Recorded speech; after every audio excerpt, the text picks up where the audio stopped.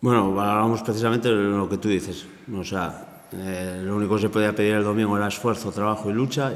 Y bueno, eso el equipo lo dio y bueno, yo creo que fuimos acreedores al resultado porque solo ya por lucha y esfuerzo el punto yo creo que fue merecido y además bueno, nos permite cortar a medias una racha y puntuar, que eso moralmente siempre es bien para el jugador. Bueno, un partido duro porque el rival es duro, como casi todos en la categoría, pero bueno, este es un rival que me parece que el año pasado quedó de los menos goleados, este año debe ir también de los menos goleados.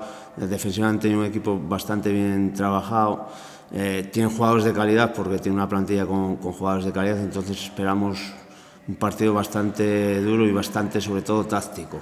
Entonces, yo creo que va a ser un partido donde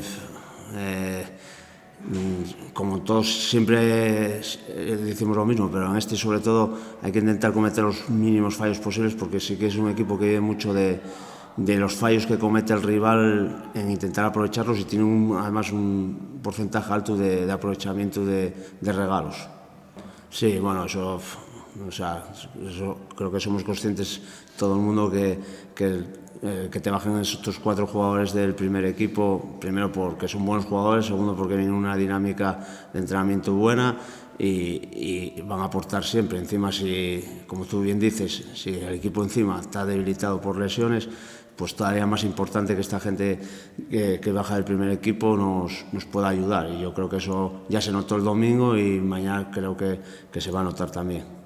La permanencia va a estar muy cara, pero está claro que aparte de que moralmente una victoria te daría pues un poco de rectificación, o sea, de ratificarte en el trabajo que estás realizando, haría bien bueno el empate del domingo. Entonces, bueno, sería encadenar 2 resultados positivos y eso para la moral siempre es bueno porque se ve simplemente ya a la hora de entrenar.